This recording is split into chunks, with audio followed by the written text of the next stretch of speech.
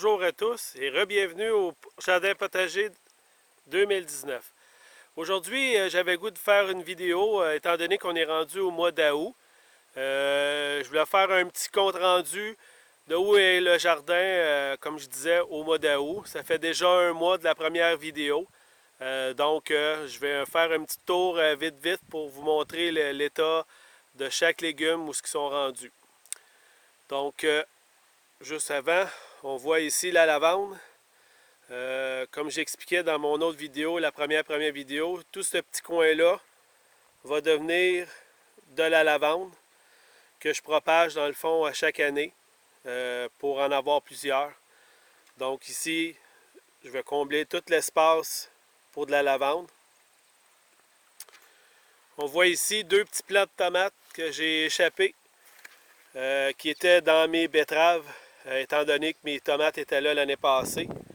Donc, tant qu'à les arracher, je les ai plantés là, de façon à les récupérer. Maintenant, ici, on a les courges spaghetti et les courges butternut. Je vais me rapprocher tantôt pour montrer, dans le fond, la grosseur des courges spaghetti. Moi, jusqu'à maintenant, même en épicerie, même des produits américains boostés, j'en ai jamais vu des aussi grosses que ça. Puis comme j'explique dans toutes mes vidéos, tout est bio ici, tout est à partir des graines que j'ai récoltées l'année d'avant, que je repousse, que je replante à toutes les années. Je vais me rapprocher. Je vais juste vous montrer. Elle est énorme. Elle doit faire au moins un pied, à peu près 12 pouces de long. Ça, c'est sans compter toutes les autres dans le fond. On en a une ici. On en a deux ici. Et si je descends plus bas, il y en a trois autres par là. Donc, ça fait un grand total de 2, 3, 4, 5, 6, 7, 8. Plus les autres. J'ai une petite courge butternut jusqu'à maintenant. Je les ai plantées un petit peu plus tard. Parce que j'étais pas sûr que j'en voulais. Donc, mes courges butternut, eux autres, vont prendre un petit peu plus de temps. Mais comme vous voyez, si on compare avec la première vidéo en un mois, dans le fond, mes courges spaghetti et mes courges butternut ont atteint pleine hauteur, comme je le voulais. On va continuer.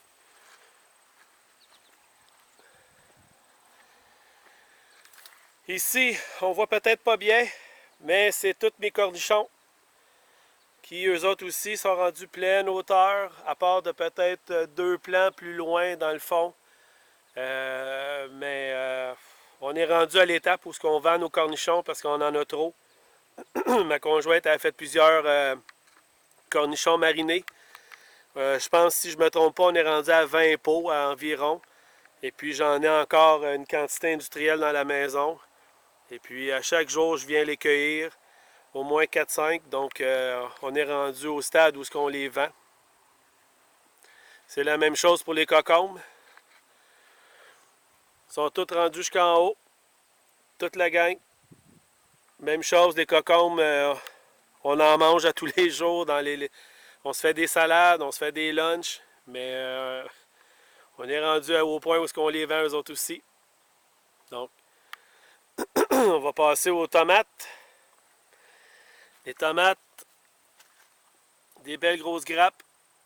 Ils commencent à rougir. Les plants en ont beaucoup.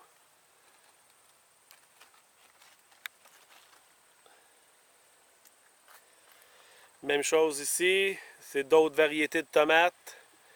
Comme j'expliquais dans mon autre vidéo, c'est toutes des tomates italiennes. La raison du pourquoi, c'est parce qu'on aime bien faire des sauces spaghetti ou des sauces tomates. Ou carrément prendre des tomates pour les salades. Les tomates italiennes, c'est ceux qu'on préfère le plus. Comme vous voyez, il y en a beaucoup. Ils ne sont pas tout à fait rouges encore. Il y en a quelques-unes qui commencent à rougir. Ils vont tous arriver en même temps. On va faire de la bonne sauce spaghetti et de la bonne sauce tomates qu'on va conserver.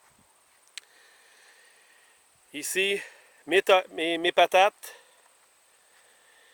On voit que le feuillage commence à sécher, signe que les patates sont dues à récolter. Ça va faire partie de ma prochaine vidéo que je vais expliquer plus en détail, mais mon petit coin de patates qui sont prêtes à récolter. L'autre côté, les betteraves. On voit toutes les tiges ici, là, comme j'expliquais aussi dans une autre vidéo. C'est toutes mes porte-graines, mes futures graines pour l'année d'après.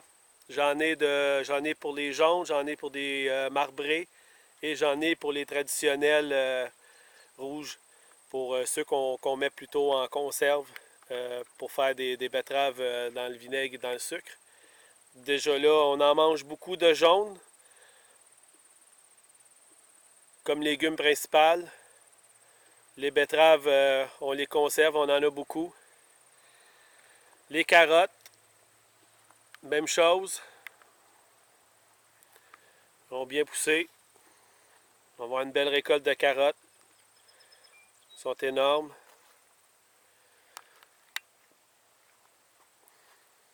Ici, c'est les poireaux. Ils sont pas prêts encore, mais ils commencent à grossir. Eux, je vais les cueillir pas avant premier gel, ou peut-être même le deuxième gel, tout dépendamment de la grosseur. Ici, c'était mes oignons blancs et les oignons rouges que j'ai cueillis dernièrement. D'ailleurs, si vous n'avez pas vu la vidéo, allez-y. Je vous explique au complet comment les récolter, comment les faire sécher. Toutes les étapes sont là. Les oignons jaunes, on voit qu'ils commencent à coucher, signe qu'ils commencent à arriver à maturité. On peut les cueillir quand on veut, mais moi je vais attendre que toutes les branches soient tombées pour toutes les cueillir en même temps. Donc c'est les oignons.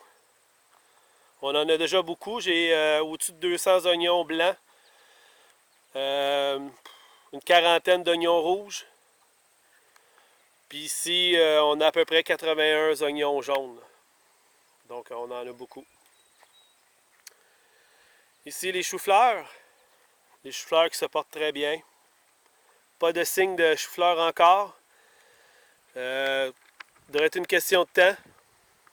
J'ai vérifié, j'en ai pas vu encore, mais ça devrait pas tarder. Ici, c'est un poireau qui a poussé au milieu des choux-fleurs.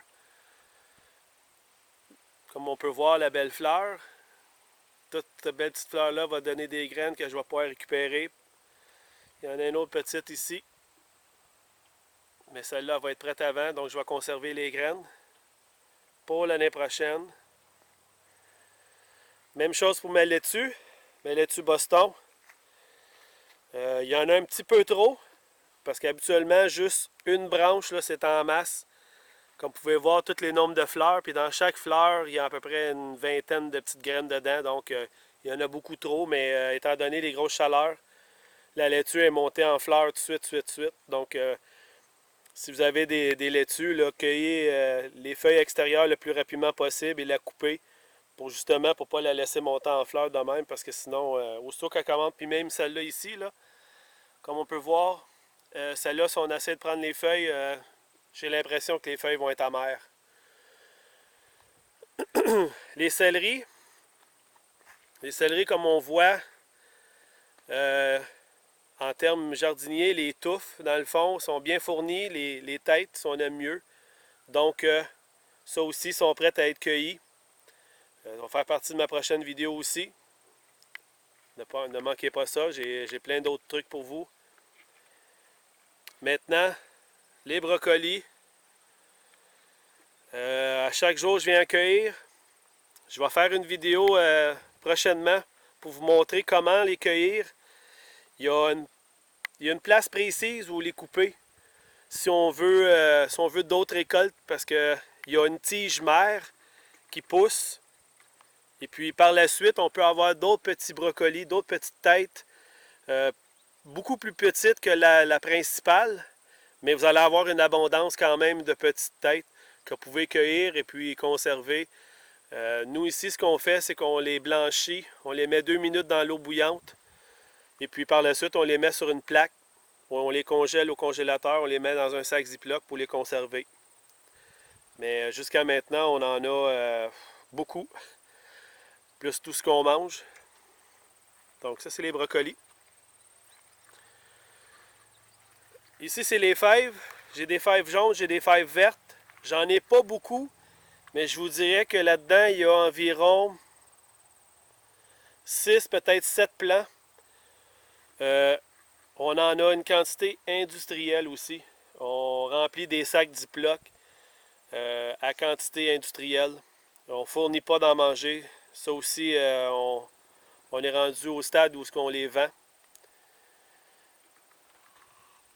Plus loin, on voit les pois mange-tout. Même chose, j'ai l'équivalent peut-être de 3 plants. On les voit peut-être pas très bien, mais il y en a beaucoup dedans. Donc, il faut venir ce soir les cueillir. Il ne faut pas attendre trop longtemps. Quand on voit qu'ils commencent à gonfler, malheureusement, il est un peu trop tard parce que dans le fond, les petits grains à l'intérieur ont commencé à gonfler. C'est peut-être un peu moins savoureux. Puis quelquefois, ben, les gens disent qu'ils roulent dans la bouche, mais c'est ça, c'est à cause que les graines sont rendues un petit peu trop grosses. Ici, j'ai planté mes cantaloupes un petit peu tard. Je suis pas sûr d'en avoir avant les premiers froids. Mais j'espère peut-être en avoir un ou deux. Malheureusement, cette année, l'emplacement de mes cantaloupes n'est peut-être pas optimal. C'est pas grave, c'était un test dans le fond. Je voulais faire un essai des graines que j'ai récupérées. Voir si ça fonctionnait et ça fonctionne très bien. Maintenant, le blé d'Inde, je dis toujours le blé d'Inde, mais c'est le blé d'Inde. Si on compare à la première vidéo, ça a poussé. On peut voir qu'il commence. Faut attendre que dans le fond, moi j'appelle ça des cheveux, là, ça a des termes spécifiques, là, mais aussitôt qu'il commence à brunir, dans le fond, ça veut dire que le maïs est prêt. S'il est bien rond, il ne faut pas attendre trop longtemps. Parce qu'à chaque jour qu'on attend, dans le fond, le maïs perd de son sucre. Donc, il faut le récupérer le plus vite possible. Donc, j'en ai beaucoup. Je ne suis pas sûr d'en refaire l'année prochaine. Étant donné qu'il y a beaucoup de vent ici, il faut les compacter le plus possible. Là, on ne le voit pas, mais en arrière, là, il y en a une couple qui ont couché à cause des orages violents qu'on a eu là, une couple de semaines. Il remontait un petit peu, mais on voit là, la hauteur de mon treillis, dans le fond, est d'à peu près 8 pieds. Donc, le maïs, c'est à peu près, je dirais, 9-10 pieds dans les airs, là, de plus haut. Ici, on a la laitue rouge. Ceux que j'ai replantés par après, dans le fond. Ici, c'est la laitue Boston. C'est la deuxième portée que j'ai faite. On t'avait à récolter.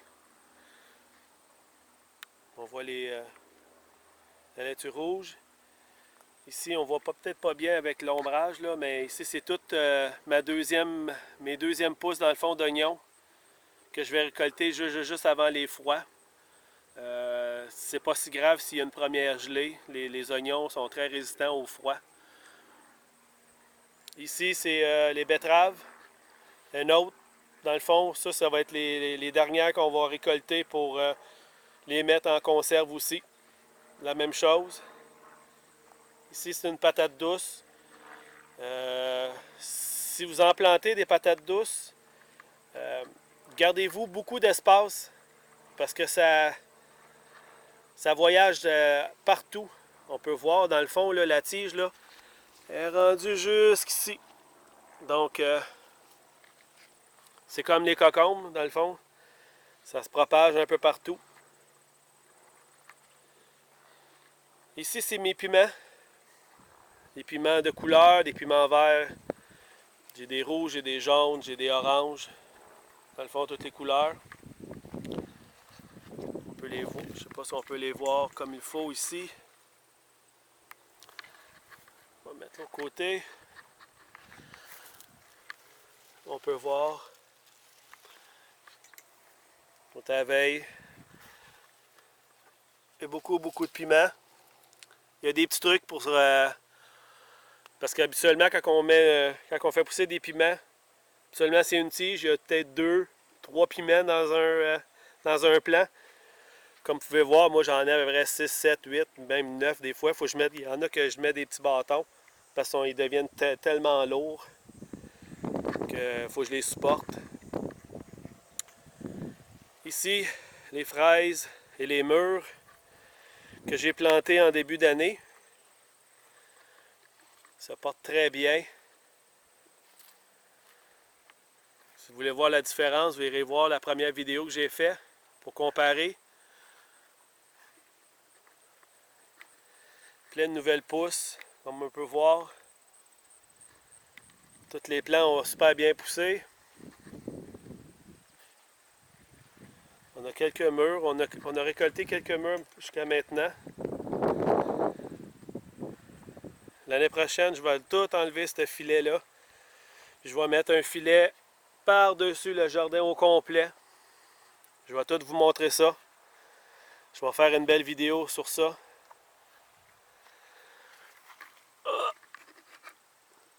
On voit une belle grosse mûre ici, là. Elle est environ la grosseur d'un dollar à peu près. Donc il va en avoir beaucoup.